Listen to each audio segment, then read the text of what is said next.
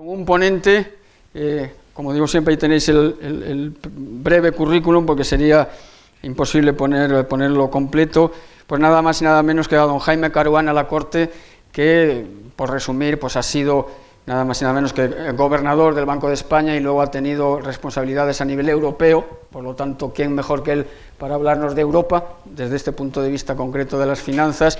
Y ahora está en la empresa privada y sigue desarrollando su actividad en este mundo. Don Jaime, muchísimas gracias por haber respondido también a la primera, que sí, es un placer, y con tu visión, como con la del resto de ponentes, también los que vengan mañana y pasado, creo que el objetivo de darle a los concurrentes una visión lo más transversal posible de lo que es Europa y sobre todo de lo que puede ser en el futuro, pues lo conseguimos gracias a ponencias como la tuya. Adelante, por favor, cuando quieras. Yo he participado en alguna que otra jornada y normalmente suelo empezar diciendo que este momento es particularmente interesante, pero creo que en esta ocasión lo puedo decir con más razón. Realmente creo que Europa está en un momento particularmente interesante, en un momento particularmente crítico, en el que se unen pues dos crisis, dos eventos fundamentales, que fue la crisis financiera y que ha sido la pandemia, o está siendo la pandemia, y tendencias de largo plazo que algunas veces por el día a día nos olvidamos, pero que también merece la pena recordar. Entonces, de alguna manera, pues este va a ser el perfil de lo que quiero seguir a lo largo de mi intervención, todo esto enfocado desde el punto de vista de las finanzas. Al final, vaya donde vaya Europa, el sector financiero va a ser extraordinariamente importante en financiar cómo se mueve Europa y también en proporcionar, evitar que vuelva a ser una fuente de inestabilidad, como lo ha sido en el pasado. Yo creo que ha aprendido la lección, y también ayudar y ser sensible a lo que hoy día la sociedad le pide al sector financiero. Y yo creo que eso ha cambiado notablemente desde la crisis anterior. En la presentación de esta jornada, los organizadores plantean una pregunta interesante, y es, pues algunos piensan que el modelo está agotado e incluso decadente, y otros piensan que esto es un ideal y un ejemplo de valor universal, y todos nos preguntamos por el futuro de Europa. Y después de este planteamiento inicial, la verdad es que lo primero que me gustaría decir es confesar que yo soy claramente pro-euro, es decir, que voy a defender que esa es la mejor situación. Creo que es el proyecto de integración más importante y sólido a nivel de integración internacional, probablemente desde la creación de Estados Unidos.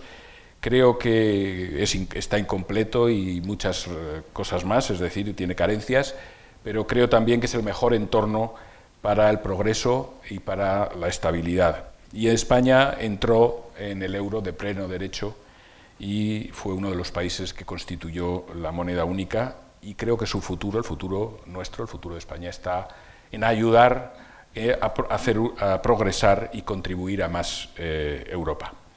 Detrás de esa convicción pues hay argumentos económicos, hay argumentos técnicos, pero también hay argumentos, yo me atrevería a decir, emocionales y políticos, que además a mí me gustan y los valoro. Creo que la idea del euro, la idea de Europa, es algo más que simplemente una unión económica o una unión monetaria. Creo que es algo mucho más importante, y espero que poco a poco pues, Europa evolucione en esa dirección. A lo mejor hay alguna persona que se pregunta por qué empiezo así, porque España normalmente es un país que apoya el euro, es decir, que no es necesario, es un poco excusatio non petita, es decir, quien se excusa se acusa. Bueno, pues lo hago así porque soy muy pro euro, pero soy muy crítico, y entonces voy a ser crítico. Entonces no me gustaría que se confundiese algunas de las críticas que voy a hacer con que yo no apoyo la integración. Todo lo contrario, creo, como ya he dicho, que es lo que se necesita más Europa, se necesita una integración más rápida, más completa, más ambiciosa, y es importante reconocer los progresos que se han obtenido en todas las áreas. Yo hablaré un poco del área de las finanzas, y una de las cosas que más reconforta al analizar la evolución y toda la evolución histórica de la zona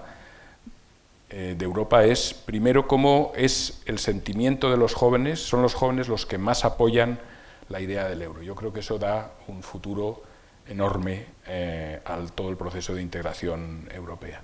Y eso, a pesar de que creo que en el análisis del juicio y a la hora de valorar pues, el euro, muchas veces somos bastante injustos. Se tiende a, si es un mérito, es nacional, es que lo hemos hecho nosotros. Si es algún problema, es que me lo impone Europa, es que viene de Europa. Y claro, ese no es el mejor esquema para entender bien qué es lo que sucede en Europa. Lo que voy a decir es que el sistema financiero ha aprovechado este tiempo difícil de los últimos años y creo que estará en unas muchas mejores condiciones para financiar y para ayudar a Europa a dirigirse hacia donde se quiera dirigir. Y esa será, después de esta pequeña introducción, que es un poco posicionarme a mí también y que me conozcan, ahora ya me gustaría entrar un poco en lo que es la Europa de las finanzas y contestar desde esa perspectiva hacia dónde va Europa. Y creo que, como he dicho antes,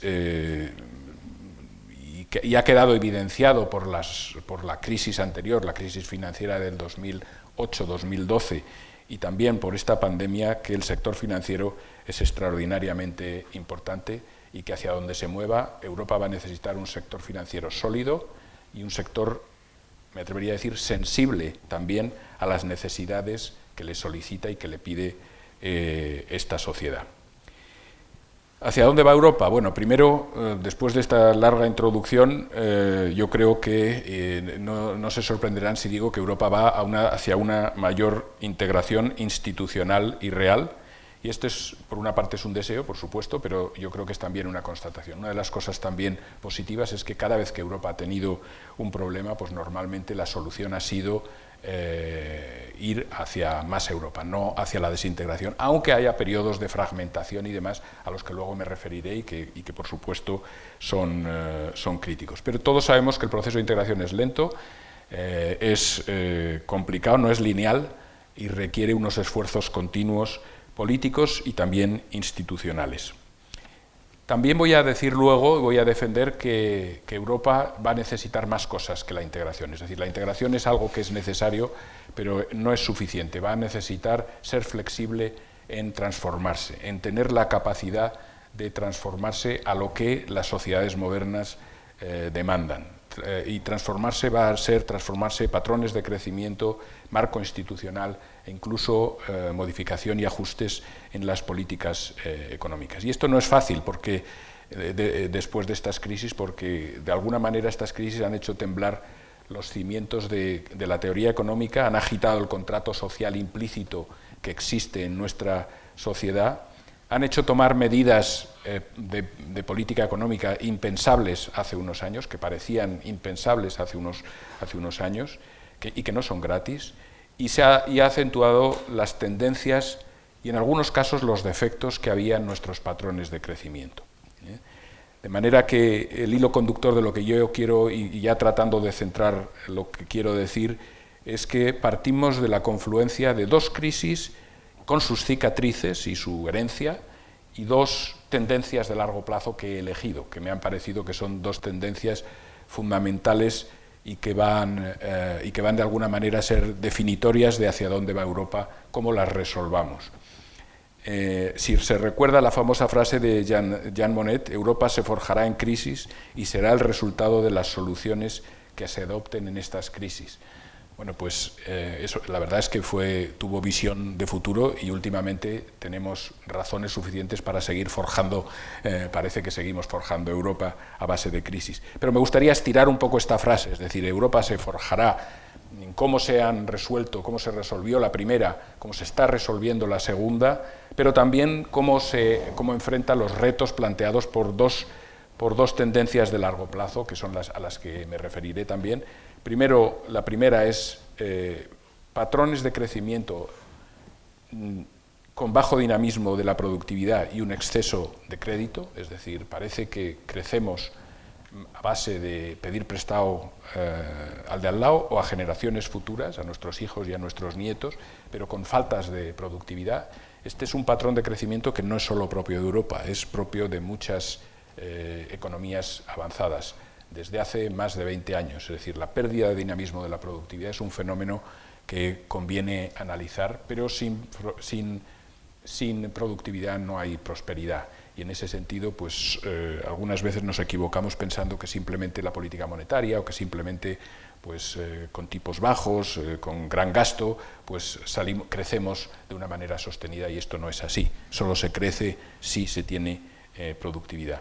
Y el segundo reto es un reto externo, es un reto que nos viene, pero es un reto que ofrece muchas oportunidades, pero también tiene sus matices, y creo que hay que analizar con un poco de cuidado, y concretamente más en el terreno financiero, que es el segundo reto, que es el tecnológico, el de todo lo que es la transformación digital. De manera que hay muchos más retos, el demográfico, en fin, hay muchos más retos, no voy a decir que no, y hoy me quería centrar en cómo se resuelven las dos crisis y cómo se afrontan estos dos retos, con dar unas pequeñas reflexiones, y el sector financiero está en medio de todas y cada una de estas 4 puntos, las dos crisis y los dos retos importantes.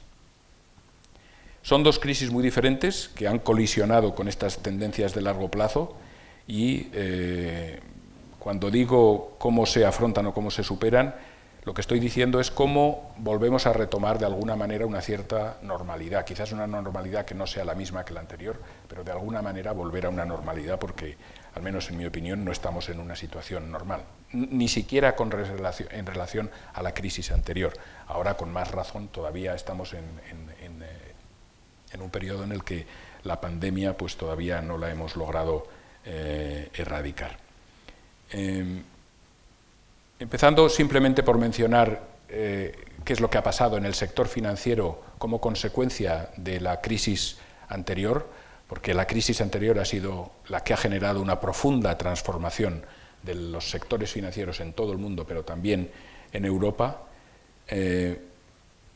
Por supuesto, trajo un enorme número de lecciones, tanto para las entidades financieras como también para las autoridades supervisoras. Es decir, aquí hemos aprendido todos, tanto las entidades financieras, y todos nos hemos tenido que adaptar. Si se habla con el sector, oirán ustedes hablar del tsunami regulatorio. Es un tsunami tremendo que vino después de la crisis, con conceptos nuevos, el pensar en temas, en riesgos sistémicos, el hablar de políticas macroprudenciales, eso que se mencionaba en algunos papers, en algunos papeles anteriores a la crisis, ahora ha pasado a estar en el centro de cualquiera de las políticas. Y este tsunami regulatorio, más las lecciones que el propio sector aprendió, pues ha generado una transformación muy profunda en todo el sistema financiero y en la banca, que es la parte más importante del sistema financiero en Europa, y, en mi opinión, en una gran en sentido positivo. Es decir, la banca, luego lo veremos con un poco más de detalle, ha aumentado sus ratios de capital, sus estructuras de financiación, su gobernanza, muchísimos elementos que son muy importantes a la hora de un buen gobierno de una entidad financiera. No voy a hablar si alguno se ha asustado del tsunami regulatorio, no voy a hablar de la regulación, es muy pesada y además es súper abundante, necesitaríamos varias sesiones. Sí quiero decir que en el centro está pues el aumento de la solidez de los balances bancarios. En el centro está pues Basilea III, Basilea II, Basilea III y incluso la segunda parte de Basilea III, que en el sector llaman Basilea IV, que viene pues a pedir un mayor capital y un más y mejor capital. Pero ese ha sido probablemente, para mí por lo menos, el centro de las reformas, pero el número de reformas son muy abundantes. Se ha cambiado el sistema de resolución bancaria, ha habido una cierta regulación, pero muy poca, es mucho más modesta, en lo que se llamaba la banca en la sombra, es decir, la intermediación parecida a la banca pero fuera de los balances bancarios, que ahora se le llama intermediación financiera no bancaria, que es una zona interesante a seguir, porque de alguna manera, al ser una zona menos regulada, parte de los riesgos se están derivando hacia esta zona donde pues, hay una menor supervisión. También a nivel institucional en Europa pues, se puede hablar de un tsunami, es decir, todo lo que ha sucedido después de la crisis del 12, pues la creación del sistema de supervisión financiera, 4 instituciones, EBA, ESMA, IOPA, ESRB, el Consejo Sistémico de Riesgo, el supervisor único, una cosa absolutamente fundamental, el sistema único de resolución bancaria, otro pilar absolutamente fundamental, y falta el tercer pilar, que es el depósito, el sistema de protección de depósitos a nivel europeo. Ese tercer pilar todavía no se ha construido y es uno de los fallos institucionales que todavía tenemos. Y han nacido proyectos que se siguen renovando, como es el proyecto de la Unión Bancaria y del Mercado de Capitales Único, todo ello con muchísima relevancia. Pero eso no fue lo único. La crisis llevó a unas políticas extraordinarias, políticas monetarias que hubiesen sido impensables unos años antes, y hemos acabado en tipos de interés, en algunos casos, negativos. En algunos momentos, si lo recuerdan, hubo dudas de si el euro aguantaría, y había lo que se llamaba en aquel momento los riesgos de denominación, y los propios mercados de capitales tenían dudas profundas que fueron resueltas por una sola frase, que fue la célebre frase de whatever it takes, lo que sea necesario, lo que dijo Mario Draghi, que no lo tenía previsto en un discurso, pero que en las preguntas le surgió en Londres, y dijo, haré lo que sea necesario y tengan seguro que será suficiente. Los mercados se lo tomaron, poco a poco se lo fueron tomando en serio, y supieron que cualquier ataque pues les costaría mucho dinero, y llegó a una estabilidad y a un proceso de reducción. ¿Se acuerdan de las primas de riesgo? Bueno, pues una reducción notable de las primas de riesgo que fue absolutamente extraordinaria para mantener el euro. Y esa lección yo creo que se ha mantenido, y ahora se ve que los mercados, pues las dudas sobre el euro son mínimas, y se nota en los diferenciales entre países, y diferenciales que son realmente pequeños. La banca europea, como la banca mundial, pues tuvo que ajustarse, hubo muchas reestructuraciones, como todos sabemos, tuvo que responder replegándose. De alguna manera, la banca europea fue uno de los sectores que más se replegó a casa, es decir, se había extendido mucho mediante apalancamiento en otros países y volvió a casa, y disminuyó sus exposiciones en otros países. Eso fue parte también de la fragmentación de los mercados, porque cuando digo que volvieron a casa, no volvieron a casa euro, volvieron a casa pues los franceses a Francia, los alemanes a Alemania, y cada uno a su país. De alguna manera eso ayudó también, fue uno de los elementos que contribuyó a la fragmentación.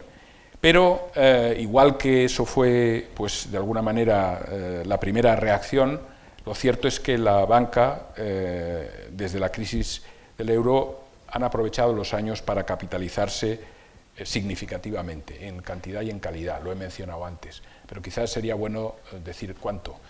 Algunas veces ahora se oye hablar del 8% y ahora son 12%, antes eran 8%, no son equivalentes, las cifras no son equivalentes. Tienen ustedes que saber que cuando se ponen todos los factores en cuenta, cuando se quitan todos los elementos que se han descontado de capital, goodwills y muchas de estas partidas del balance, cuando se ve la calidad que ha crecido en el balance, en algunos casos el capital que había en algunas instituciones, no estoy hablando ahora particularmente ni de Europa y ciertamente no de España, era de efectivo, era del entorno al 1%, y ahora estamos en 12 y 13, es decir, en algunos casos el capital se ha multiplicado por 10, es decir, para que apreciemos, cosa que no se ve cuando se ven los números, porque se habla del 8 de antes y del 8 ahora, no es lo equivalente, no, cuando se hacen los números bien, cuando se mira la efectividad que tenía el capital de absorber pérdidas, aquel capital que había antes, pues, y ese fue un fallo supervisor importante, el no haber vigilado eso con una mayor intensidad,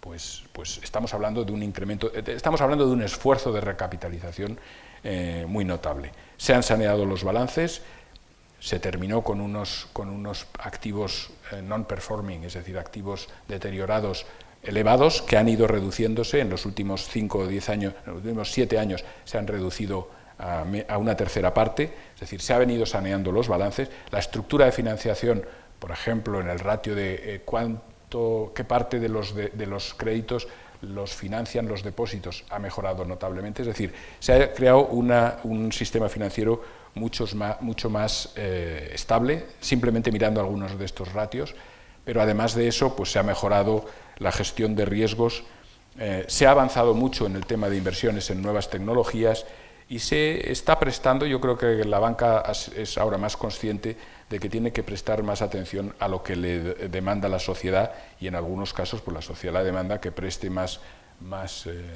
interés y más atención a los criterios ambientales, sociales, de buen gobierno que están siendo cada día más demandados. Pero igual que he mencionado cosas que han sucedido y que han ayudado a la banca, lo cierto es que el entorno económico ha sido un entorno extraordinariamente difícil, porque la banca al final necesita márgenes de intermediación y una estructura de tipos de interés en el que prácticamente los tipos de interés se han vuelto cero o negativos, pues no es una estructura de tipos de interés en el que la banca viva con los modelos anteriores y por lo tanto ha requerido y está requiriendo todavía pues una adaptación de la banca muy notable. Se ha reducido notablemente la rentabilidad, es decir, la rentabilidad, el retorno en equity, el retorno del capital ha sido muy bajo en Europa durante bastantes años. Yo creo que esto ya estamos saliendo de esta fase, siempre que el tema pandemia pues no tenga unas segundas vueltas, pero luego hablaré un poquito de este tema, pero se ha reconducido y ahora hemos empezado a crecer. Pero de alguna manera los mercados castigaron mucho a la banca europea en temas de cotización y se cotizaba por debajo de su valor teórico contable, es decir, cosa que, por ejemplo, la banca americana logró generar pues una mayor confianza por parte de los mercados en sus propios balances y en su capacidad de generar beneficios en el futuro y estaba cotizando por encima. La banca europea todavía ha mejorado, pero todavía está cotizando por debajo de su valor teórico contable. Y detrás de todo esto, pues, ¿qué es lo que hay? Lo que he mencionado, es decir, tipos que comprimen los márgenes, hay un exceso de capacidad, es decir, la banca había crecido mucho y ha tenido que ir reduciéndose y tiene que seguir reduciéndose, como hemos visto, y esto todo es lo que los activos deteriorados que han tenido que ir limpiándose de los balances, todo esto es lo que ha hecho que la banca europea, por un determinado tiempo, insisto que yo creo que esto está en vías ahora de salida,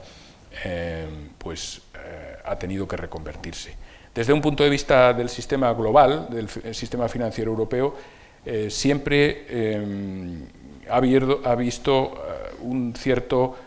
Siempre se analiza el equilibrio entre banca y no banca a la hora de financiar la economía real y el sistema europeo siempre ha sido fundamentalmente un sistema bancario, lo cual quiere decir que de alguna manera gran parte de la financiación viene a través de préstamos, menos financiación a través de emisión de bonos por parte de las empresas, pero menos que comparándonos con Estados Unidos, y también menos mercado de capitales en el sentido de valores en bolsa, es decir, equity, es decir, recursos propios.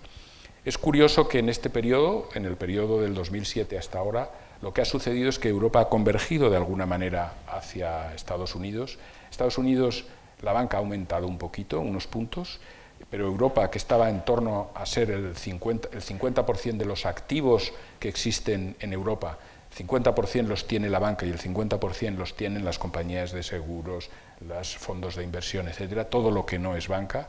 Eso era en el 2007, ahora estamos en un 37%, es decir, que hemos reducido 13 puntos y nos hemos acercado a Estados Unidos, que está en el entorno de los 23%. Es decir, y yo creo que eso es bueno. Yo no sé cuál es el equilibrio, o sea, no sé cuál es la cifra mágica que diga esta es la mejor combinación de mercado de capitales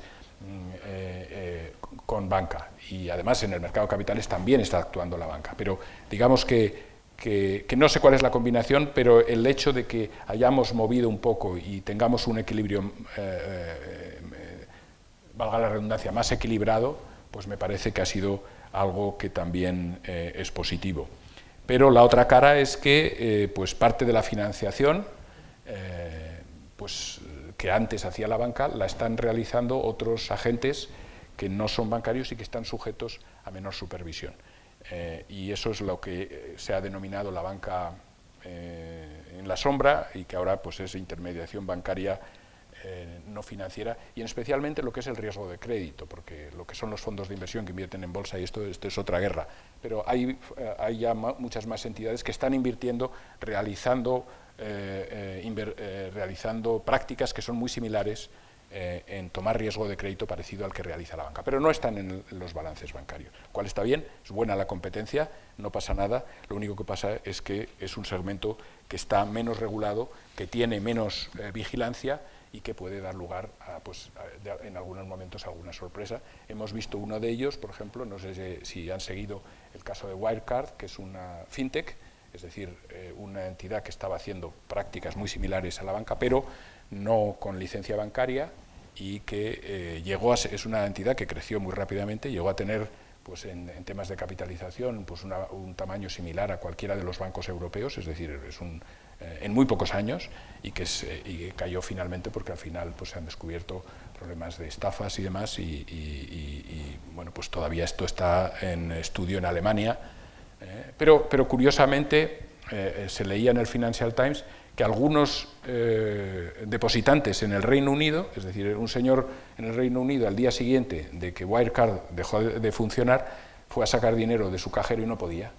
¿Y eso qué tiene que ver con Wirecard? Pues porque Wirecard, una de las aplicaciones que tenía para determinadas cosas, dentro de todo el esquema de conexiones, pues ese banco inglés utilizaba una de las aplicaciones, uno de los servicios de Wirecard para determinadas cosas, con lo cual quedó automáticamente bloqueado.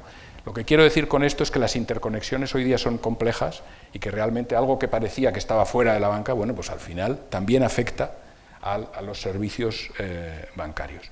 Bueno, la pandemia, cuando ya estábamos saliendo y las cosas empezaban a ir bien, llega la pandemia, es un shock completamente diferente, no es un shock generado en el propio sector financiero, es un sector que viene de fuera, es decir, es un shock que viene de fuera, imposible de prever con los instrumentos financieros habituales, y en el que el sector financiero, en mi opinión, se ha comportado de una manera muy positiva. Es decir,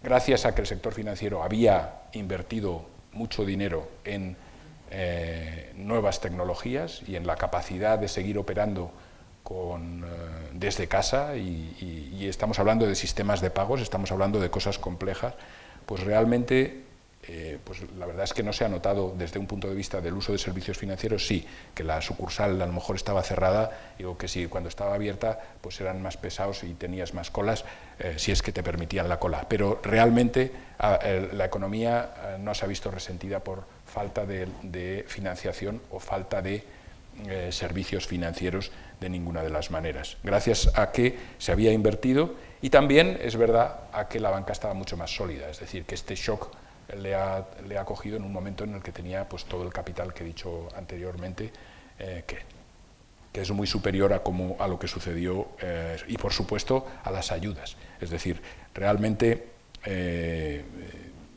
aquí lo que ha sucedido es que la reacción a esta crisis ha sido muy diferente. Primero en el sector bancario, que ha sido parte de la solución, no parte del problema, como fue en el caso anterior, aunque por ser justos yo diría que parte del sector bancario siempre ha ayudado a la salida, también en la crisis anterior. Hay muchos bancos que compraron muchas otras entidades, cajas, etcétera, es decir, que ayudaron a la salida, pero bueno, al final fue una crisis que empezó en el propio sistema financiero, esta no, y los bancos han sido parte de la solución. Pero no solo eso, también las autoridades han sabido responder muy rápidamente, es decir, si el anterior fue el whatever it takes, es decir, lo que sea necesario, se dijo, en esta ocasión se ha dicho muchísimo antes, y además se ha dicho whatever it takes y en todos los frentes, en política monetaria, en política fiscal, en garantías, en todos los frentes simultáneamente. Y yo creo que eso ha hecho que parte de los costes de la pandemia se hayan reducido, y parte también los hemos echado un poquito para adelante y nos los podemos encontrar. O sea que esto no ha terminado. Esta es una historia que todavía tenemos que ver y que nos encontraremos conforme vayan venciendo pues, algunos de los créditos y algunas de las garantías que se han concedido y que han sido muy importantes para salvar el primer bache inicial. La pandemia ha acelerado también tendencias que existían. Una, la digitalización. Nos hemos familiarizado todos, incluso los que no les gustaba, pues, con conectarse al banco y con coger información de la red, etcétera, intercomunicarnos más a través de la red, pero también negativas como el aumento del crédito, es decir, esta era una mala tendencia que ya veníamos de antes y que desafortunadamente pues, se ha visto acelerada como consecuencia de la pandemia con buenas razones. Es decir, estos son los momentos, yo creo que hay momentos whatever it takes, es decir, hay momentos en los que hay que hacer lo que sea necesario y este ha sido uno de los momentos. Mi preocupación es que, y lo iba a decir luego, pero ya lo voy a decir ahora, es que muchas veces luego nos olvidamos que después hay que cargar pilas, es decir, hay momentos whatever it takes en el que uno echa todo, pero luego tienes que cargar pilas porque te puede venir otro momento whatever it takes dentro de unos cuantos años y como no hayas cargado pilas no vas a tener margen de maniobra en la próxima ocasión. Y de eso nos tendemos a olvidar, somos muy asimétricos en las políticas, es decir, todo ahora, pero luego no somos capaces de volver otra vez a recoger, a cargar pilas para la venta necesaria. ¿Por qué? Porque es mucho más incómodo el hacerlo.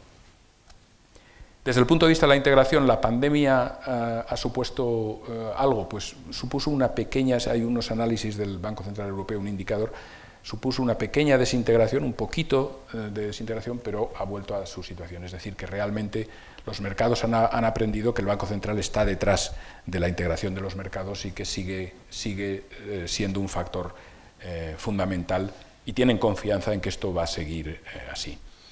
Pero, y aquí viene una de mis críticas, es decir, el sector financiero ha mejorado, el sector financiero tiene más capital, el sector financiero tiene un marco institucional mucho más completo después de la primera, sobre todo, que es la que ha causado más reformas de las crisis. Sin embargo, la integración efectiva, se puede decir que hoy día tenemos una integración efectiva bancaria a nivel europeo y la verdad es que la contestación es que no, que todavía quedan muchos, se han hecho muchos avances, sin lugar a dudas, hay mercados, el mercado interbancario, hay mercados en los que sí que se ha integrado mucho más, pero realmente pues a nivel de la provisión de servicios pues todavía queda muchísimo que hacer. Hay obstáculos naturales, lo normal es que uno tenga la cuenta corriente en el banco cercano, hay cosas de confianza, es decir, hay barreras naturales, pero también hay barreras artificiales en el sentido de barreras de que las normas de países, no necesariamente la prudencial, que también tiene diferencias, pero otras normas, las normas de registros de propiedad, leyes de insolvencia, tratamiento fiscal de los servicios financieros son muy diferentes. Es decir, realmente no somos un único país con unas mismas reglas y eso se nota a la hora de poder decir que el mercado financiero está totalmente integrado. Y de hecho, pues las prácticas habituales de la banca pues no son iguales y se ve pues en que todavía los porcentajes a través de frontera, de tener depósitos a través de frontera o créditos a través de frontera son realmente bajos, son menos del 10%, es decir, son muy pequeños. Y también en que pues cuando se hacen operaciones de fusión, pues normalmente las operaciones de fusión son normalmente fusiones nacionales. ¿Por qué? Pues porque al final las legislaciones son complejas, la propia legislación no trata a la zona euro como una sola zona única, sino que tienen divergencias, y luego pues porque la banca hoy día todavía está en un proceso de reconstrucción y de mejorar sus propios parámetros, y uno de ellos es el de costes, es decir, hoy día es más por buscar sinergias y se encuentran más sinergias en tu propio país que no buscando fusiones con otros países, que sería más propio de una época expansiva en el que tú no buscas, ahora voy a entrar en no sé qué mercado, no, ahora lo que estás es todavía en una fase de reducción de costes. ¿Y cómo reduces costes? Pues con fusiones locales. De manera que esto es algo que va a llevar, seguir construyendo un mercado único va a seguir llevando tiempo. Tampoco ayuda el exceso de capacidad, es decir, es que hay exceso de capacidad en la banca creció mucho antes de la crisis anterior y todavía está en un proceso de buscar sus modelos de negocio y su tamaño. Las propias tecnologías hacen que el modelo de relación con el cliente sea muy diferente y por lo tanto requiera menos estructura, y todo eso se va transformando en un proceso de ajuste de la banca. Y también y simplemente por mencionar el no tener un soberano común. Es decir, en Estados Unidos podrás tener muchas diferencias entre una zona y otra, pero tienes un soberano que es el Tesoro americano, tiene su bono, ese bono da una curva y esa es la referencia para un mercado inmenso. Aquí en Europa, cuando alguien quiere invertir en el soberano, tiene que decidir si invierte en el alemán, que es el soberano de riesgo más bajo, o en otros deuda pública de otros países. Eso es una fragmentación inherente al hecho de que no somos un único país. Sin embargo, en este sentido, sí me gustaría decir que algunas de las medidas que se han acordado para resolver el tema de la pandemia a nivel europeo abren, por decirlo de alguna manera, algunos precedentes y algunas esperanzas sobre las que a lo mejor en un futuro se puede avanzar. Hasta ahora era muy difícil decir que había presupuestos que ayudasen a estabilizar. Bueno, pues ahora ya hemos conseguido que frente a la pandemia sí se haya aprobado un presupuesto bastante notable para ayuda, que está pensado para la reestructuración, pero que también ayuda profundamente a la estabilización de las economías en un momento determinado. Y más que eso, el hecho de que ese presupuesto comunitario esté financiado por deuda implica emitir una deuda que es casi como si fuese un soberano europeo, y en ese sentido, pues digamos que son precedentes. No se está pensando que esto vaya a mantenerse y que esto vaya a continuar, o por lo menos no lo sabemos, pero de momento hay unos precedentes que son importantes. Pero antes decía, vale, tenemos que seguir peleando por una mayor integración. Yo creo que la mayor integración nos beneficia a todos y, por lo tanto, quedan reformas institucionales, el depósito de garantías europeo, etcétera, etcétera.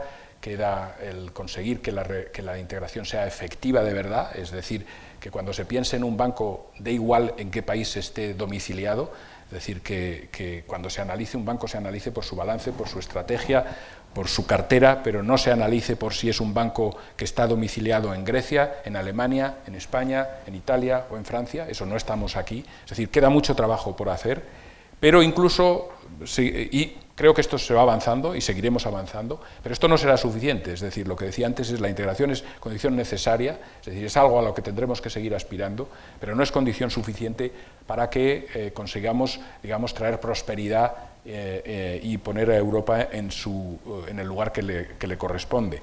Yo creo que además de eso es poder resolver los dos temas que mencionaba, las dos tendencias de largo plazo, es decir, la transformación, la capacidad de transformarse, la capacidad de tener patrones de crecimiento nuevos, de generar patrones de crecimiento nuevos. Conforme la pandemia, pues de alguna manera la parte económica de la pandemia, pues hemos visto que ha ido mejorando. Parece que este nuevo segundo semestre del año pues viene bien y que se está creciendo y que Europa está creciendo. Me preocupa menos a mí lo que crezca la pandemia en estos momentos, o sea, lo que crezca la economía como el rebote de la economía. Lo que más me preocupa es a qué velocidad vamos a poder crecer una vez que de alguna manera nos estabilicemos. Y en eso todavía nos queda mucho por hacer. Y esa es mi preocupación. No es tanto la recuperación, es el crecer a medio y largo plazo. Y aquí el tema de la productividad es fundamental y Europa está por detrás de Estados Unidos en algunas medidas, en la brecha de producto per cápita en relación con Estados Unidos en poder de compra, en un 26%. Estamos un 26% por debajo de lo que sería Estados Unidos y eso es algo que hay que combatir. España está en un 40% con respecto a Estados Unidos, es decir, que todavía tenemos también un reto mayor en nuestra propia economía. Y para esto tenemos que hacer patrones de crecimiento que estén basados más en productividad y menos en crédito. Es decir, tenemos que, de alguna manera, pensar que se crece a base de ser más productivos y no a base de pedir prestado, digamos, a nuestros hijos o a nuestros nietos, que bastante herencia compleja les estamos dejando como para encima dejarles un volumen de deuda que va creciendo. Yo me acuerdo cuando la crisis anterior, cuando la crisis del 2007, que el tono general cuando se resumía qué es lo que ha pasado en esta crisis, que había excesiva deuda. Bueno, pues había excesiva deuda desde el 2007 hasta este momento. La deuda en el mundo, el PIB ha crecido, por usar una medida, 14 veces España, es decir, si coges el PIB español, ¿cuánto ha crecido el PIB mundial en este periodo de tiempo, desde 2007 hasta ahora? 14 veces la economía española ha generado el mundo ¿Y cuánta deuda ha generado? 57 veces. Es decir, que ahora estamos, si en aquel momento que pensábamos que había mucha deuda, teníamos un volumen de deuda del 192% del PIB, más o menos, en cifras redondas del PIB mundial, estoy hablando a nivel global, ahora estamos en el 270%, es decir, hemos crecido los niveles de deuda privada y pública a niveles excepcionales. Y a mí eso es una de las cosas que me ha preocupado. Le pasa a Europa, le pasa a la mayoría de los países. En los países emergentes es menos la pública y es más la privada, en los países avanzados es la pública. Y ya veníamos con esta tendencia. Cuando ha llegado la pandemia, pues ya lo sabemos, en nuestra propia economía, del 100%, un poco alrededor del 100% que estábamos, estamos ya en el 125%. Y esta es la tónica general que estamos viendo. Europa tiene que, de alguna manera, pensarse que este no es un patrón de crecimiento sostenible, es un patrón que a lo mejor puede ser necesario, pero todo lo que es converger de una deuda hacia situaciones más normales. Recordemos que en aquel momento, cuando entrábamos en el euro, estábamos hablando del 60%, y logramos entrar en el 60%, y antes de la crisis anterior llegamos en España al 40%. Bueno, pues ahora estamos en el 125%. Bueno, pues yo creo que ese es uno de los temas. Y como he dicho antes, el problema no es que en algún momento no haya que hacer un empujón que se tenga que financiar con deuda. El problema es que parece que nunca volvemos a cargar pilas, es decir, que esto solo tiene una dirección, que es ir acumulando, y eso sí es un problema. Lo mismo que pasa con la política monetaria. No está mal que los tipos de interés bajen de una manera notable, pero si no volvemos a normalizar los tipos de interés en algún momento, la próxima vez no tendremos capacidad, perdemos márgenes de maniobra en las políticas económicas, y eso es algo preocupante que ha venido sucediendo no solo en Europa, sino en otras economías. Pero si Europa quiere crecer y Europa quiere posicionarse de una manera eficiente, tendrá que hacer frente a estos retos. Y el otro es, obviamente, el sector financiero frente al reto digital, que, por supuesto, todos sabemos, porque somos usuarios del sistema financiero, lo muchísimo que ha progresado y la cantidad de cosas que hoy día podemos hacer desde casa con nuestra aplicación. El mundo ha cambiado, la tecnología siempre ha sido un motor de cambio del sistema financiero, pero en esta ocasión es algo muy superior. En esta ocasión no solo es que esté permitiendo cosas que antes no se permitían, es que la sociedad ha cambiado, es que el consumidor ha cambiado, es que el consumidor ahora pide inmediatez, pide adaptación a sus propias necesidades, pide acceso fácil, pide 24 horas, 7 días a la semana, pide cosas simples y pide transparencia. El consumidor está acostumbrado a otras cosas, las pide, las exige, y todo el mundo está tratando de satisfacerlas. Las fintech, pequeñas y grandes, pero las fintech pequeñas son muy ágiles en proporcionar estas respuestas, y la banca está adaptándose a toda velocidad, y yo creo que lo está haciendo bien para poder competir. La banca tiene muchas virtudes, es decir, muchas ventajas, ya está posicionada, tiene digamos, más recursos, etcétera, frente a algunas de estas fintech. Por tanto, la fintech yo creo que es algo positivo. Aquí el beneficiado es el consumidor, es con mayor competencia, erosiona márgenes de la banca en las zonas, digamos, más jugosas de todo el margen financiero de la banca, pero es parte del juego, es lo normal, está bien. Es decir, la banca tiene que espabilar y la banca tiene que dar mejores servicios financieros si quiere competir con el sector financiero. Todo eso es conocido y, insisto, la competencia es buena y el consumidor encuentra más opciones que se adapten a sus necesidades. Pero el punto que yo creo que requiere una especial atención no son las fintech normales, son las big tech y la información. Yo creo que aquí sí que esto requiere una mayor atención, porque realmente creo que el futuro de las finanzas va a estar en la batalla por la información. Esto que antes era, ¿qué hacen los bancos? Pues los bancos manejan dinero, manejan riesgos. No, a partir de ahora los bancos fundamentalmente van a manejar información. Y esto es importante porque en este mundo los bancos no están en la primera fila. Las Big Tech aportan, cuando uno piensa en los Amazon, en los Google, en todo este tipo de compañías, las llamadas Big Tech, aportan muchísimos beneficios, aportan tremendas oportunidades, pero también alteran el terreno del juego de una manera que quizás haya que analizar con cuidado en dos aspectos, uno el de la competencia y otro en el uso y protección de datos. A través de las plataformas que tienen, cada una de ellas para comprar, otras de ellas como fuentes de información, otras de ellas como mecanismo de transmisión social, explotan lo que se llaman los efectos de red, es decir, se genera un círculo que se refuerza en el cual datos generan actividad, generan transacciones, generan nuevos clientes que a su vez proporcionan más información, más actividad, más clientes, es decir, es un círculo beneficioso para ellas y que llega a un punto de poder de mercado que puede amenazar seriamente el tema de la competencia. Y yo creo que esto está siendo analizado en Estados Unidos, está siendo analizado por supuesto en Europa. Lamentablemente las grandes compañías no son europeas, son americanas, son chinas, pero no son europeas. Aquí hay una pérdida de dinamismo, digamos, de capacidad de innovación por parte de la Unión. Y es cierto también que una vez que estas entidades establecen su ecosistema, es muy difícil para los competidores tratar de competir, y las entidades que pueden ser que son dominantes en ese ecosistema, pues tienen toda una serie de mecanismos que algunas veces han utilizado, y eso es lo que se estudia, para dificultar pues determinadas competencias y favorecer sus propios productos. Pueden distorsionar los mercados en el sentido de subsidiar cruzadamente, empaquetar cosas con sus cosas, el establecer cuellos de botella para otros que utilizan esas mismas redes. Yo creo que pueden distorsionar la competencia, y de esto pues hay ejemplos. Este es uno de los aspectos, el tema de la competencia. De manera que la regla normal de siempre, hombre, es bueno abrir y que entre la competencia, porque cuanta más competencia, cuanta más participación de nuevas empresas, mejor. Con las Big Tech hay que tener cuidado, a lo mejor esa regla no funciona. Con la entrada de las Big Tech se puede tener más competencia, pero también una competencia muchísimo más distorsionada. Y en ese sentido, pues eso es algo que es necesario analizar con cuidado. Y el segundo es el tema de la información.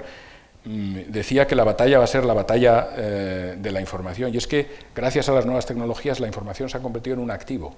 Es decir, es un activo monetizable. Ahora se puede monetizar la información. ¿Y de quién es la monetización? Pues en Europa se ha contestado claramente, la información es del usuario. La información no es de las Big Tech, la información es del usuario.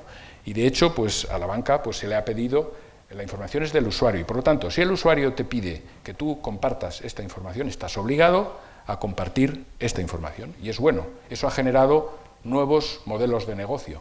No solo tienes que compartir la información, sino que puedes dejar acceder a terceras partes, a otras empresas que accedan a hacer pagos e ingresos en la cuenta del cliente, siempre que el cliente de forma explícita y clara te haya dado a ti instrucciones, a ti banco, instrucciones para hacerlo.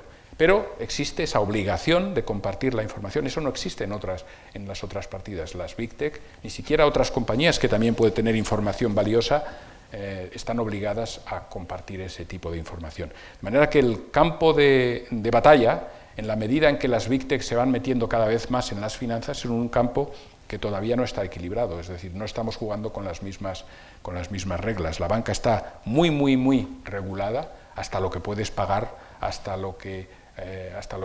tus modelos de negocio, bueno, y estas otras compañías, pues por el contrario, no lo están.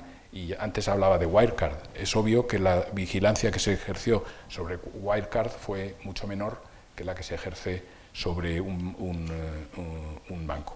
Y por eso yo creo que es relativamente importante que, de cara a que esta va a ser una de las grandes batallas que van a definir hacia dónde van a ir las finanzas en Europa y en el mundo, pues se necesitan unas estructuras de supervisión y unas estructuras de regulación que todavía no están presentes, es decir, todavía no existen estos modelos en los que se pongan a la vez lo que es la estabilidad financiera, que ha sido el objeto de la regulación bancaria normalmente, con estos aspectos de competencia, estar seguros de que la competencia es justa y que el campo en el que todas las entidades juegan, es decir, no se pide o sea, no se pide proteger a los bancos, entre comillas, se pide que se jueguen con las mismas reglas. Es decir, que si tenemos obligación de dar información, denme a mí también la información, que también nosotros la podemos usar bien. De hecho, el generar información y compartirla de una manera ordenada, de una manera reglada y con el permiso y con todas las garantías que se le ofrecen al dueño de la información, que es el usuario de la información, eso tiene efectos positivos para la sociedad. Se pueden dar mejores servicios, pero démoslos todos los mejores servicios, no solo aquellos que tienen un cierto acceso, mientras que a la banca se le pida que tenga que compartir. En resumen, yo creo que este es un reto muy importante, es un reto nuevo, es un reto al que todavía estamos todos aprendiendo, es decir, los propios supervisores todavía no tienen una estructura propia de supervisión para estas nuevas dimensiones de información y protección de datos y de competencia, pero competir en igualdad de condiciones es algo absolutamente necesario para que los mercados se desarrollen de manera adecuada. Yo creo que la banca está invirtiendo mucho, la está haciendo razonablemente bien, pero todavía quedan muchas batallas por darse y en la medida que las Big Tech vayan tomando más posiciones en el mundo financiero, pues esas batallas nos quedan todavía por delante. Termino. Como ven, pues el futuro del mercado financiero y Europa todavía quedan muchas decisiones por hacer, es decir, dependerá de cómo se respondan a esas decisiones.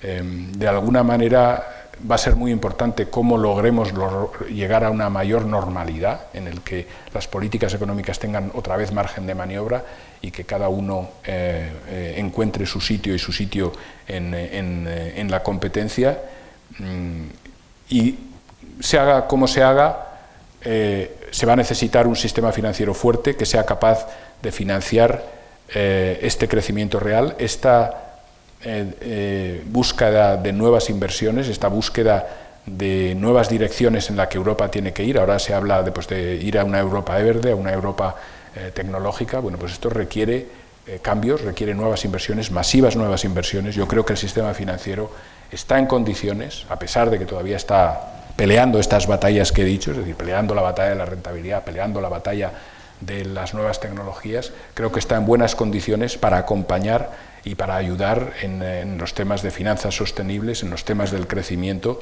y lo que me queda por decir es que me he dejado muchas más cosas, he dicho cosas, pero me he dejado muchas más cosas en el tintero, es decir, aquí podríamos hablar de las criptomonedas, que también es una nueva novedad de los sistemas financieros. Podríamos hablar de las monedas digitales de los bancos centrales, podríamos hablar de los retos demográficos, es decir, no son pocos los retos. He tratado de centrarme en 4 puntos, 2 crisis y 2 de los retos importantes, y creo que esos van a definir bastante hacia dónde va Europa y hacia dónde va el sistema financiero con Europa. Lo dejo aquí. Muchas gracias.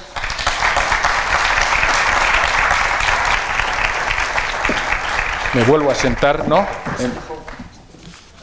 Estarás más cómodo. Bueno, desde luego, como no podía ser de otra manera, nos has dado un montón de información.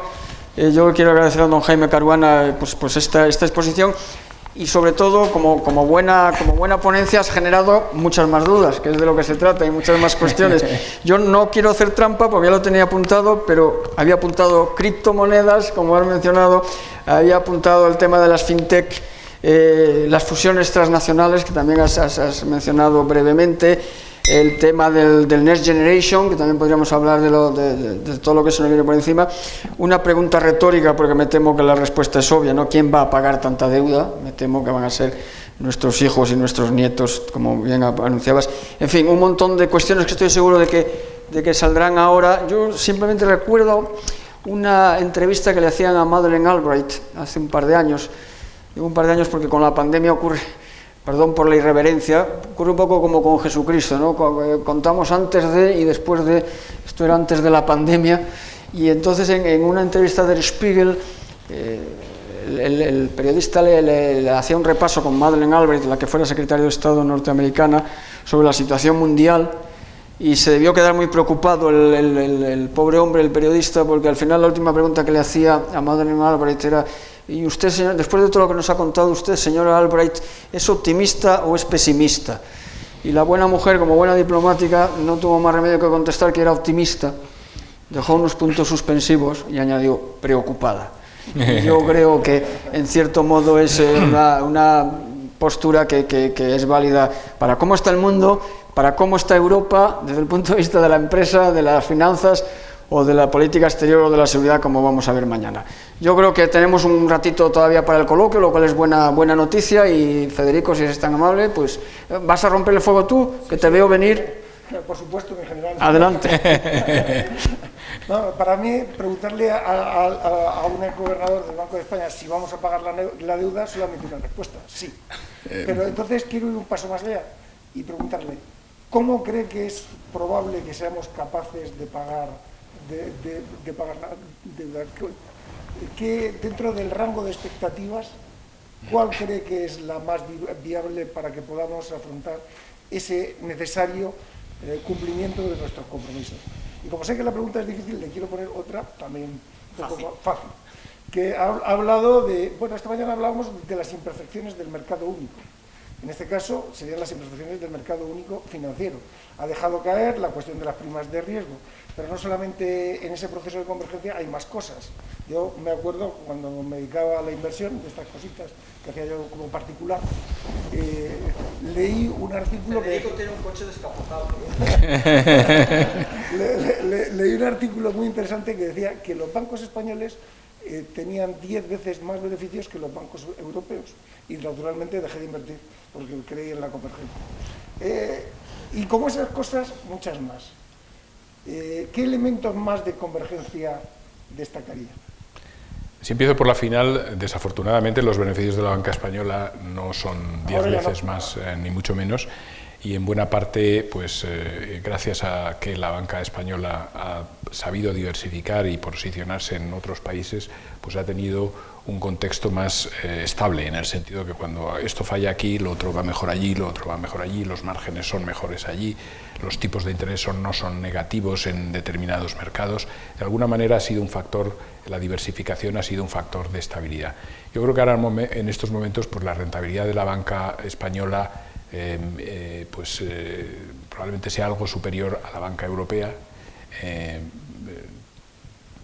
al menos la banca española de tamaño grande, pero estamos hablando de que la banca europea está ahora en unos ratios de retorno en capital del orden al 6%, es decir, este año vamos en esa dirección, y a lo mejor llegamos a más. En este año pasado, obviamente hubo una caída muy brutal porque hubo que hacer provisiones muy notables por el tema de la pandemia. Quizás sea interesante explicar cómo funciona el tema de las provisiones, porque si no, no se entiende una cuenta de resultados de un banco.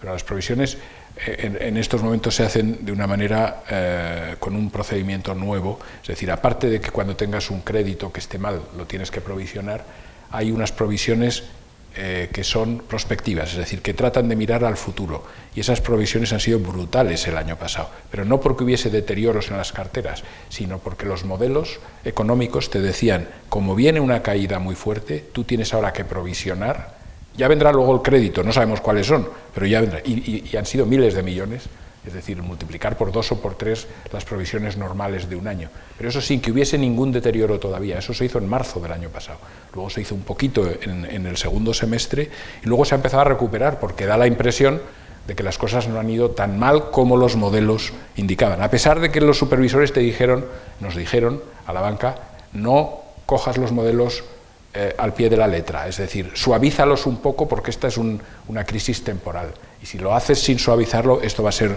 un disparate, suavízalo un poco. Bueno, yo creo que fue una buena medida porque básicamente se ha hecho bastante bien, pero lo que fueron son provisiones muy fuertes. El año pasado, por lo tanto, la rentabilidad hubiese sido más baja.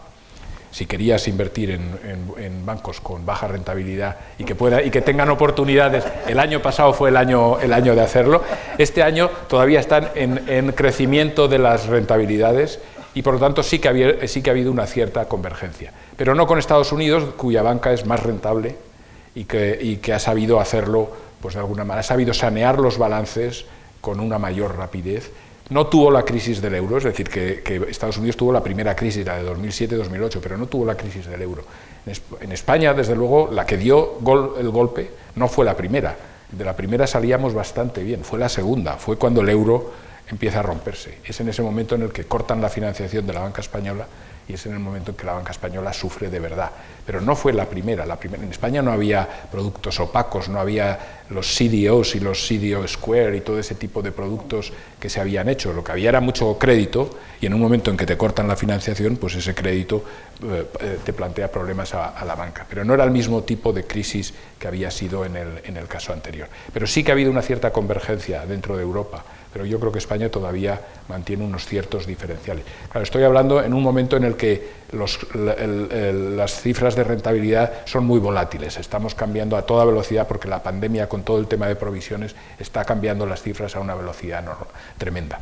De manera que cójanlo todo con pinzas, pero yo creo que dentro de poquito, en los próximos trimestres, probablemente iremos viendo que la banca va recuperando unos niveles de rentabilidad bastante aceptables. Todo eso hay que hacerlo con muchísima precaución, porque como he dicho antes, parte de los problemas no los hemos resuelto, los hemos echado hacia adelante y nos los iremos encontrando conforme vayan venciendo y veremos lo que sucede. Yo debo decir, personalmente, yo esperaba una situación mucho más compleja y esperaba que esta situación mucho más compleja se hubiese manifestado antes.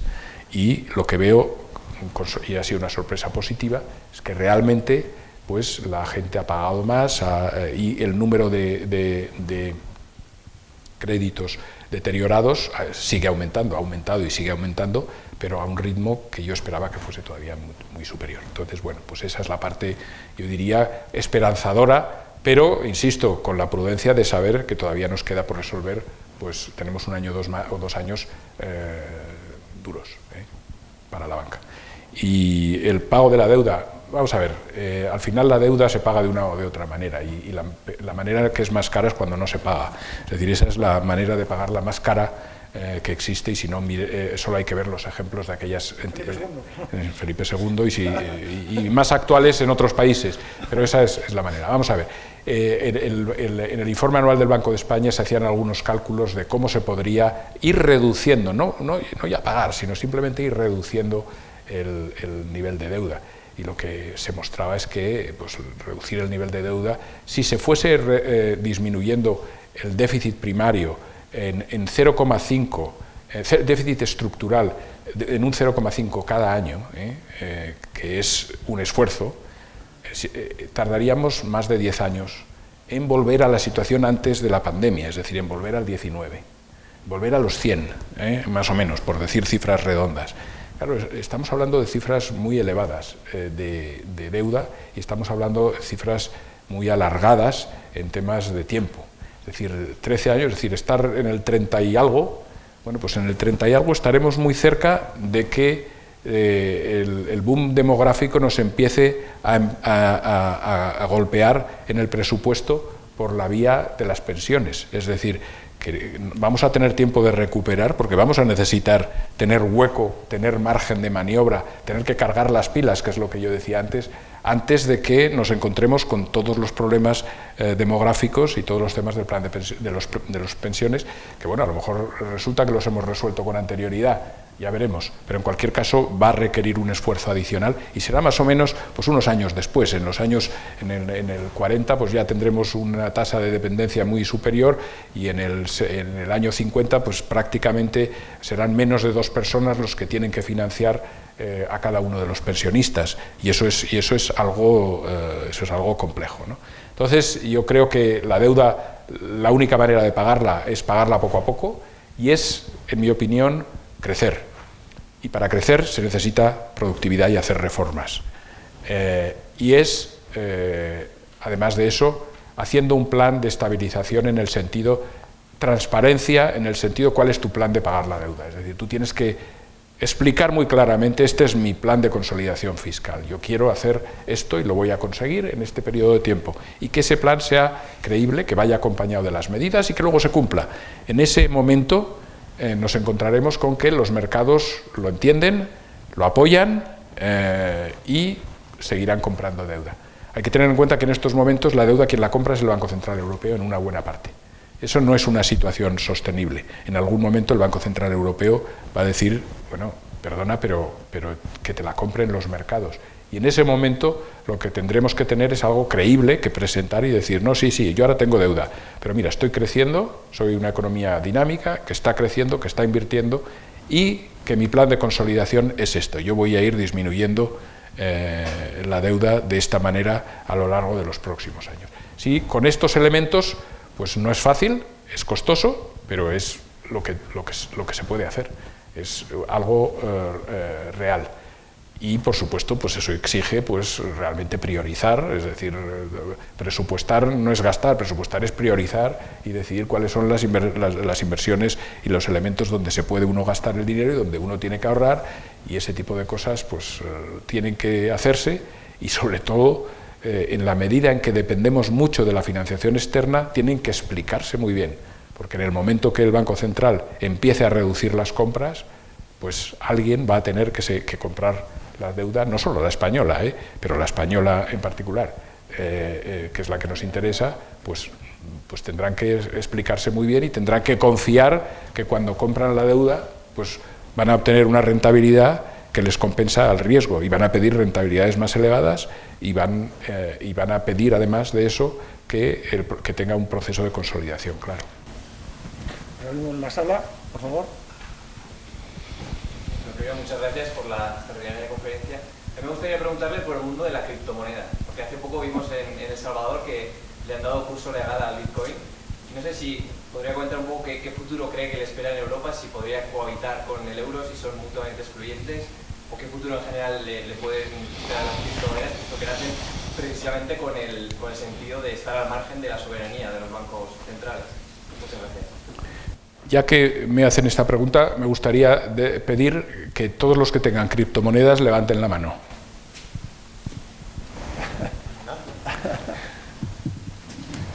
Yo también tengo, que lo hice por testimonial y ya no sé cómo salirme, es una cosa complicadísima esto de las criptomonedas. Pero vamos, yo lo hice por probar y porque mi yerno me dijo, pero si es muy sencillo, métete aquí en no sé qué, compra y no sé qué, y compré, me parece que son 100, estaba en Estados Unidos $100 o algo por el estilo, y ahora valen 400 o alguna cosa, una cosa disparatada. Pero bueno, en cualquier caso, ¿cuál es el futuro de las criptomonedas? Bueno, primero, a mí el que existan criptomonedas, excepto por el uso ilegal que se puedan hacer de las criptomonedas, pues me parece que es razonable en la medida que no desequilibren nada, por decirlo de alguna manera. El proyecto Libra era una cosa más compleja. El proyecto Libra era un proyecto muchísimo más complicado porque pretendía estar fijada a una cesta de monedas. Y eso no lo ha sabido hacer nadie, ni siquiera los países pueden fijar su moneda.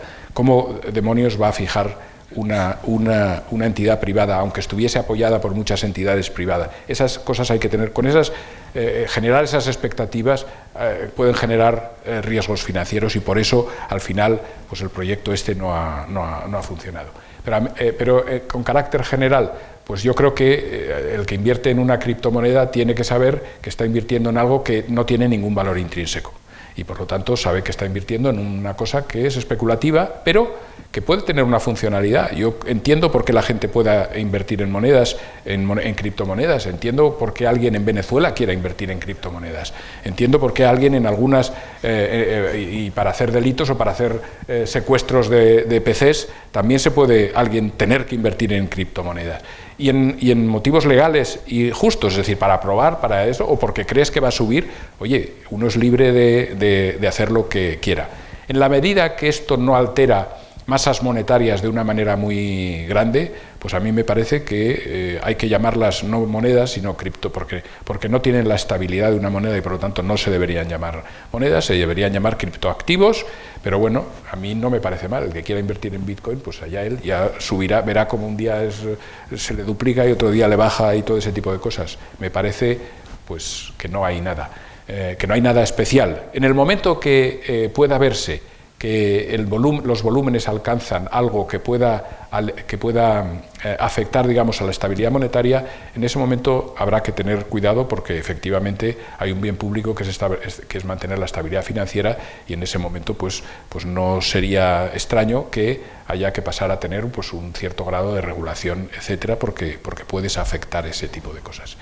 En algunos sitios ya se regulan un poquito la inversión en criptomonedas y demás, porque ahí la protección es fundamentalmente la protección de consumidor, es decir, en principio no es tanto un riesgo prudencial en estos momentos como un riesgo de protección del consumidor, que de repente tienes una criptomoneda, pero ¿dónde la tienes? Es decir, que de repente desaparece y vete a donde protestas. Es decir, realmente es una inversión que tiene unos riesgos relativamente importantes. Probablemente yo te tendría que preguntar que me las explicases tú a mí, es decir, porque estoy seguro que estáis más acostumbrados a hacer criptomonedas, pues la gente joven, que lo que estamos yo lo hice para probar y todavía no me entero mucho, por mucho que las haya estudiado. Yo creo que aquí, detrás de la criptomoneda, hay unos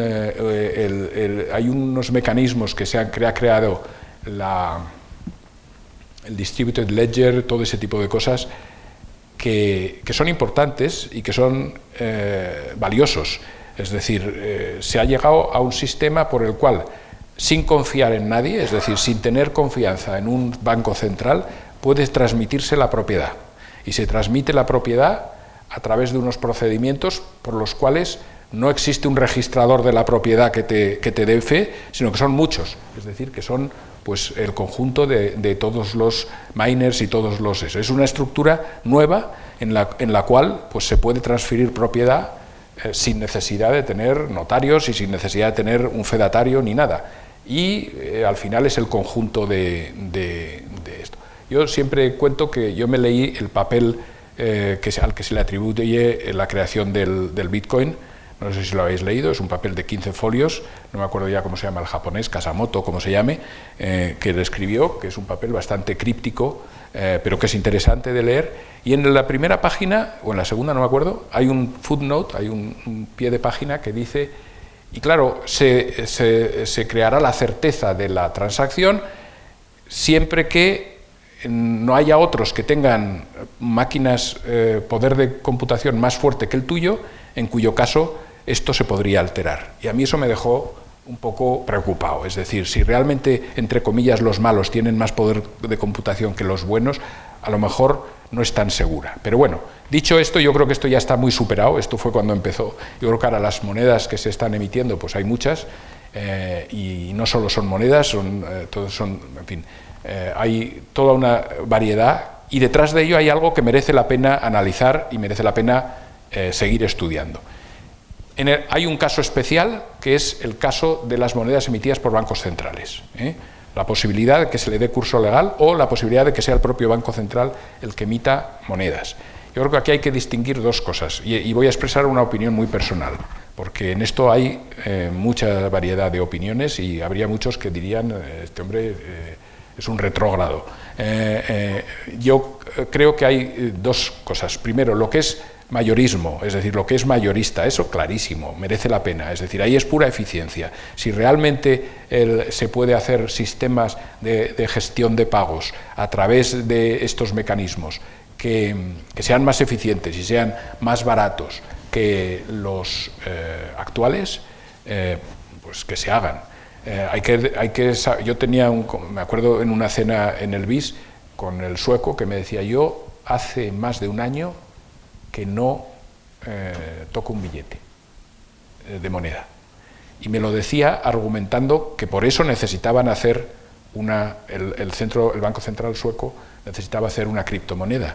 Y yo le dije, ¿y para no hacer eso has necesitado una criptomoneda? Porque si lo has hecho durante un año, ¿para qué demonios necesitas una criptomoneda si ya lo estás haciendo? Es decir, habría que justificarlo en razones de eficiencia, etcétera. A mí que me preocupa de las monedas a nivel de detalle, es decir, a nivel retail, a nivel de que el Banco Central distribuya al público. Me preocupa que es una competencia de los depósitos, la competencia siempre es buena, pero hay que tener cuidado porque en algunos momentos puede generar que los depósitos sean mucho más inestables. Sería mucho más fácil tener cambiar de depósitos a criptomonedas a tremenda facilidad. Criptomonedas me refiero a las monedas de los bancos centrales, y eso altera fundamentalmente el sistema financiero. Lo que se está discutiendo, y para aquellos que les interese, el Banco Central Europeo, el BIS, ha publicado un capítulo dedicado a este tema hace 3 semanas, y es un buen capítulo, aunque a pesar es una excelente persona, súper inteligente, y está llevando este tema muy a fondo, a pesar de que en lo que ha publicado no estoy totalmente de acuerdo, porque él tiene un sesgo algo más positivo. Se está buscando el mantener las dos filas, es decir, que en el sistema financiero, que el Banco Central sea el que distribuye el dinero a través de la banca y que la banca lo distribuya. Yo creo que eso es positivo, es el modelo de lo que ha estado pensando China, pero no creo que lo resuelva. Es decir, lo que a mí me preocupa es que eso puede generar una inestabilidad muy fuerte de los depósitos, que al final, ¿quién va a dar el crédito? Es decir, que los bancos, si tienen menos depósitos, pues van a tener que financiarse mucho más en el Banco Central, y todo esto lleva a centralización de decisiones y no a tener un sistema más distribuido, donde las decisiones estén más diversificadas en muchos bancos y en muchas. De manera que a mí este tema es un tema que creo que debe estudiarse con mucho cuidado antes de avanzar en las criptomonedas de los bancos centrales, por 2 razones. Primero, porque no lo veo necesario, es decir, que hoy día no necesitas llevar dinero en el bolsillo para moverte, y segundo, porque podríamos alterar de una manera muy significativa tanto el funcionamiento del sistema financiero, haciendo que sea menos capaz de financiar la economía real, y segundo, porque podríamos alterar también las funciones de un banco central al darle una capacidad tremenda y una información tremenda. Entonces, a mí este tema me preocupa. ¿Me gusta? ¿Qué me gusta? Pues hombre, me gusta que desde luego todos estaríamos controlados. Aquí no habría posibilidad de hacer ningún fraude. Es decir, estarías controlado a la última peseta. Tú sabría todo el mundo lo que estás haciendo o por lo menos habría una capacidad tremenda de seguir esto. Eso pues te puede gustar desde el punto de vista de evitar fraudes y de evitar el blanqueo de dinero. No me acaba de convencer como sistema económico en el que me gusta vivir, pero bueno, esa ya es otro tema, ¿no? Pero sobre todo es que yo creo que podría alterar profundamente, y no al principio, no de una manera brusca, sino poco a poco, y en la próxima crisis nos podríamos encontrar con que la fuga fuese a este tipo de monedas y dejásemos muy rápidamente a unos bancos incapaces de poder seguir financiando a la economía real. De manera que a mí me parece que con este tema hay que tener cuidado y simplemente que se estudie antes de dar los pasos, y yo creo que eso es lo que se está haciendo. Yo creo que los bancos centrales lo están haciendo con mucha prudencia, porque precisamente son muy conscientes de que no es evidente y que hay riesgos. Insisto, a nivel mayorista, perfecto. A nivel mayorista de intercambiar entre los bancos y los bancos centrales, ese es perfecto, y si se ganan en eficiencias, pues maravilloso. En el momento que entras en el retail, podríamos tener efectos negativos que no se percibiesen al principio, pero que fuesen creciendo, de inestabilidad, que fuesen creciendo con el tiempo. No sé si he contestado a todos los aspectos de esta pregunta, porque es una pregunta complicada. ¿Me preguntas? Entonces pregunto yo. Voy a abusar por una vez. Cuando hablamos de Europa, desde cualquier punto de vista, como estamos viendo estos días y vamos a ver mañana, lo económico, financiero, de lo comercial, lo tecnológico, lo geopolítico, incluso de lo militar, es inevitable acabar hablando de Estados Unidos y de China, porque estamos en el escenario en el que estamos.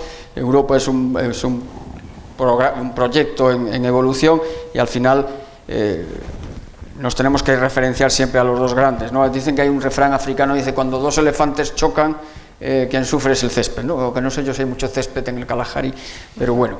Entonces, hablando de Europa, en este caso, o sea, el euro, mi pregunta es, desde el punto de vista de las monedas, el dólar, que hasta ahora era la moneda de referencia indiscutible, ahora parece que China, pues lo hemos visto con Irán, cuando hemos tratado también desde Europa de buscar un sistema de pagos ajeno al dólar y ajeno a la normativa norteamericana, pues no hemos sido capaces. Parece que China cuestiona ese liderazgo hasta ahora indiscutible del euro, y ahí entonces, en esa pelea entre el dólar y el yuan o el renminbi, ¿qué va a pasar con el euro? ¿O qué papel juega el euro? Yo creo que el euro tiene su sitio y el euro va a tener su sitio. Es decir, yo creo que el dólar es todavía la moneda predominante.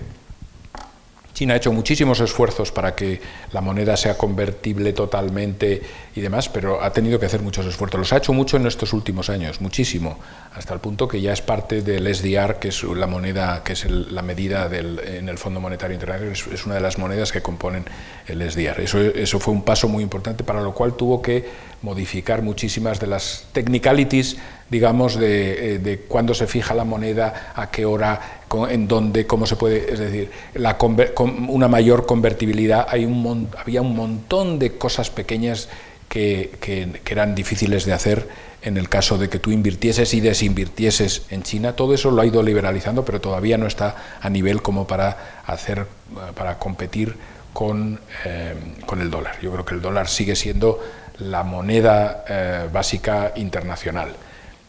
Y detrás va, en mi opinión, el euro, y el euro como reserva de valor, yo creo que el euro es una moneda que tuvo su mal momento en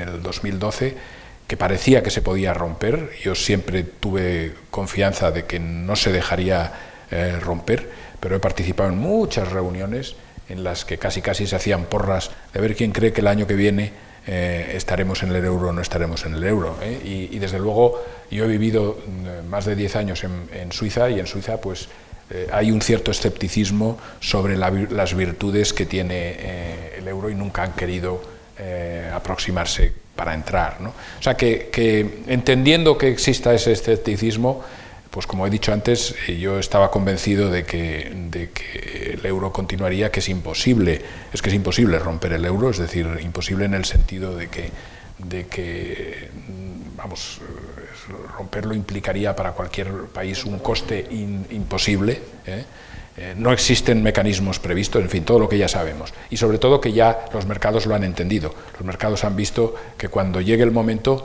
a lo mejor puedes atacarlo, pero te va a costar un pastón, porque el Banco Central va a poner todo lo que sea necesario. Si el euro es lo que está en juego, el whatever it takes de Mario Draghi, ese whatever it takes lo ha definido muy bien, y ha sido y en eso están de acuerdo todos los países. En Europa muchas veces hay muchas discusiones sobre muchos temas en los que un país piensa de una manera, otro piensa de otra manera.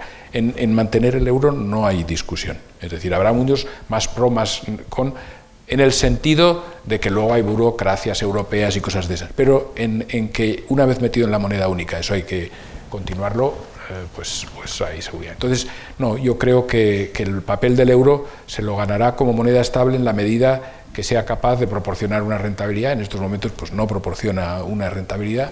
En la medida en que proporcione pues una estabilidad, eso sí lo proporciona, y lo que le falta es el mercado del tesoro americano. Es decir, cuando hablamos de invertir en Estados Unidos, realmente ¿dónde se invierte? Aparte de invertir en bolsa, y eso las diversas empresas, pero los bancos centrales. Es decir, cuando estás hablando en este mundo de lo monetario, ¿dónde inviertes? En un mercado inmenso, que es el bono del tesoro americano, que es un mercado inmenso. Eso no existe en Europa. En Europa lo que existe es el bono alemán, el bono francés, el bono... Es decir, es mucho más fragmentado. Y muchos inversores te lo dicen. Es que a mí esto me cuesta de estar invirtiendo en aquí y ahí. No, yo invierto en Estados Unidos y sé la certeza, tengo no sé qué, y esto pues todavía nos falta. Como decía en la ponencia, pues hombre, hemos dado un pasito al generar unos mecanismos por los cuales un presupuesto relativamente importante se financia con deuda emitida de una manera mutualizada, es decir, de todos. Y eso es importante, es decir, eso es un precedente bastante importante, y de ahí se podría continuar y seguir y a ver dónde llegamos. Pero todo eso va a requerir también una mayor esfuerzo político también, ¿no? Entonces, mi respuesta es, yo creo que el euro tiene su sitio, podrá subir, podrá bajar, podrá aumentar un poco de posición internacional, podrá disminuir, lo mismo que el dólar. El renminbi va a tener su papel, todavía no lo tiene, a lo mejor cuando saquen la moneda digital resulta que eso es un boom, yo todavía tengo mis dudas, pero yo creo que el euro es la segunda de las grandes monedas y probablemente lo vaya a seguir siendo.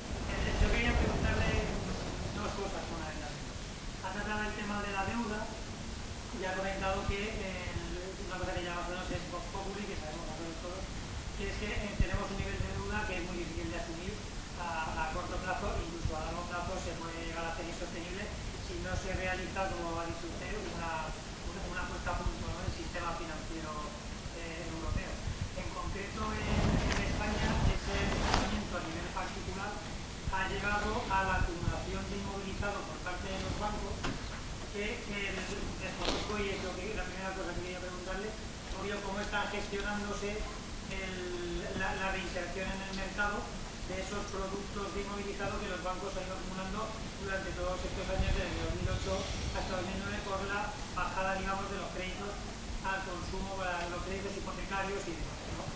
Y luego, otra de las cosas es, si tenemos la opción, el papel social de la banca, fundamentalmente, va en dos líneas. La línea crediticia, la línea, digamos, de financiación, y luego está la línea de ahorro, la línea de fomentar del ahorro. Pues preguntarle un poco las medidas de fomento del ahorro, que no ha comentado mucho en la intervención, un poco que profundice un poquillo en ellas, cuáles pueden ser, digamos, líneas de ahorro que se pueden llevar a cabo para la sociedad en general. Muchas gracias. Bueno, empezando por la segunda, yo creo que, o sea, la banca... medidas que el ahorro hoy día tiene que pensar en dos cosas. Una, que el ahorro de no riesgo, que se llamaba antes, es decir, el comprar el bono del Estado, pasa a ser negativo, es decir, que tiene una rentabilidad negativa y por lo tanto aquel que quiera ahorrar en Europa tiene básicamente una rentabilidad negativa. El tipo de ahorro, por ejemplo, un bono alemán, que es el cero riesgo, tiene rentabilidad negativa. Si te vas a un bono español que tiene un poquito más de riesgo, ya empiezas a tener una cierta rentabilidad positiva, aunque en algunos momentos en tipos cortos ha estado y en los tipos más cortos todavía está a tipo negativo. De manera que hoy día aquel que quiera ahorrar, el sistema, la manera en que hemos resuelto la crisis anterior, nos ha llevado a que la única manera de tener rentabilidades positivas es tomar riesgo. Y por lo tanto, el fomento del ahorro es ofrecer opciones que vayan más allá de lo que son los depósitos, que al final no te pueden pagar nada, porque no hay nada para pagar, no hay tipos de interés. Es decir, hoy día a la banca le cuesta dinero un depósito, es decir, le cuesta dinero el tener depósitos. ¿Qué es lo que se ofrece? Pues ofrece fondos de inversión y se ofrecen productos en el que uno pueda graduar el riesgo que quiere, pero que tienen un mayor grado de riesgo. Entonces, ¿qué productos se ofrecen? Pues se ofrecen toda la panoplia de productos que puede ofrecerte un banco o una entidad de inversión, pero que, insisto, la primera mentalidad que hay que tener es que lo que antes se decía de o ponerlo en el tesoro o ponerlo en una cuenta y que te diese una cierta rentabilidad y tener una cierta confianza de que esta es una rentabilidad, pues esto ha desaparecido, y ha desaparecido porque hemos llegado a unos tipos de interés negativos. Personalmente creo que es una exageración, hemos ido demasiado lejos en apoyarnos en la política monetaria, esa es mi opinión personal, pero esa es la situación en la que estamos. Es decir, ¿qué productos se pueden ofrecer? Pues claro, si quieres ofrecer rentabilidad, lo primero que tienes que explicar es, te podemos ofrecer productos, pero los productos que te vamos a ofrecer tienen riesgo. Si uno se mete en renta fija es el nombre más equívoco que existe, porque no hay nada, es bastante poco fijo. Es decir, es algo que se valora con respecto al mercado. En la medida en que te metas en bonos de largo plazo, eso es renta fija. En la medida que suban los tipos de interés, el fondo va a caer en precio de una manera rápida, casi no con la misma volatilidad de la bolsa, pero con bastante volatilidad. Por lo tanto, yo creo que hoy día no es tanto qué productos se pueden ofrecer, yo creo que hoy día lo que es importante es educar para entender el espectro de inversiones posibles. Y en el espectro en el que antes se movía la mayoría de los inversores españoles, que era el espectro de tipo cero y depósitos, pues ese no tiene rentabilidad. Y si son cantidades elevadas, la banca casi te penaliza. En algunos países te penaliza, es decir, te cobra por tener dinero. Si quieres ahora invertir en un bono alemán, tienes que pagar por invertir en un bono alemán, algo que considero realmente extraordinario. No pasa eso en Estados Unidos, es decir, puedes invertir en Estados Unidos y tienes una curva de tipos que es positiva en el corto y en el largo plazo, pero entonces tienes el riesgo de tipo de cambio. Es decir, que al final, de aquí de lo que se trata es que tienes opciones en donde hay rentabilidades, pero mayor rentabilidad exige mayor riesgo, pero también hay diversos tipos de riesgo y uno puede elegir. No existe una solución a esa pregunta. Es decir, ¿qué se puede ofrecer? Lo que se puede ofrecer es una amplia gama, pero sabiendo que el anclaje de la gama que antes empezaba en tipos altos, ahora no, ahora empieza en tipos negativos. Si te vas a este extremo de la total seguridad, te vas a tipos negativos. Si te vas a extremos de mayor rentabilidad, entonces tienes rentabilidades positivas. Rentabilidades positivas pero variables, es decir, se duerme mal pero se come mejor. Pero tienes que pasar algún año que a lo mejor te están dando un verdadero palo y al año siguiente pues recuperas y demás, como hemos visto el año pasado. Es decir, el año pasado todo aquel que está en bolsa o ha estado en esto, pues ha visto cómo pues básicamente se ha recuperado. Es decir, pero bueno, hay que aguantar tirones y por lo tanto hay que aguantar volatilidades. Respecto a la banca se ha ido deshaciendo de estas carteras. Yo creo que hoy día la banca está, yo decía que estaba bastante más saneada. Todavía quedan cosas, todavía quedan activos comprados que han ido eliminando, pero yo creo que se ha hecho no me sé las cifras, pero se ha hecho una labor de limpieza bastante importante. Y en lo que son los propios créditos que tienen problemas, pues de una manera o de otra se han reducido ya. Es decir, de una manera o de otra o bien las empresas han podido finalmente pagar, o bien se han dado de baja, es decir, se ha asumido la pérdida y se ha dado de baja, pero en estos momentos, pues si miramos desde el 14 ahora, pues el número de créditos con problemas se ha reducido a una tercera parte. Es decir, que yo creo que hemos saneado. ¿Todavía hay algo que hacer? Sí, todavía el trabajo no ha terminado y pues hay una cierta preocupación de que ahora nos viene el tema de la pandemia, que se está comportando mejor de lo esperado, como he dicho antes, pero que, como he dicho también antes, parte de los créditos están todavía por llegar y, por lo tanto, pues tendremos que ver hasta qué punto hay nuevos activos que no funcionan bien, y eso lo veremos a lo largo de los próximos años. Lo bueno que se tiene es que la banca está en estos momentos muy capitalizada y que, por lo tanto, pues no parece que exista un riesgo serio para la banca. Lo que puede haber es pues, algún nuevo impacto en beneficios. Insisto que buena parte de las provisiones ya se han hecho, es decir, que algunos de los créditos que puedan fallar el año que viene a lo mejor no necesitan provisión porque se hizo en marzo del año pasado, porque el año pasado se hicieron unas provisiones brutales simplemente por modelos, pero no están asignadas a los activos. Todavía no estaban deteriorados los activos y las normas contables te decían que tienes que, en base a tu modelo, tienes que prever qué provisiones te van a venir en los próximos años. Y ya se hizo. Por eso ahora algunas veces resulta difícil de explicar por qué están subiendo los activos non-performing, pero no están bajando las provisiones. Bueno, pues porque ya estaban provisionadas desde principios desde marzo. Entonces, otra cosa es que a lo mejor eso resulta insuficiente y hay que provisionar más. Eso puede pasar. Pero de momento las provisiones que se han hecho parece que están bastante encajadas con lo que está sucediendo. Muy bien. tenemos la norma de acabar a una determinada hora porque hay un autobús que nos traslada a Madrid y lógicamente hay que respetar los horarios. Una de las, quizá la mayor preocupación que tenemos desde la organización de este tipo de cursos a la hora de diseñarlo es que incluir las ponencias e invitar a los ponentes adecuados para que las personas que tienen la amabilidad de asistir al curso sientan que ha merecido la pena y que por lo tanto se obtiene el retorno correspondiente. Y desde luego, don Jaime, esta tarde a mí se me ha pasado el tiempo volando, llevamos aquí prácticamente 2 horas sentados y no nos hemos dado cuenta, y eso quiere decir que ha sido una charla totalmente motivante. Hablar de la construcción de Europa, y por eso así lo hemos diseñado, como digo, era a tratar todos los temas, o todos los enfoques, o todos los puntos de vista, y uno de ellos tenía que ser inevitablemente también el financiero, ¿no? Porque esa frase que a veces se repetía con un tono peyorativo de la Europa de los mercaderes,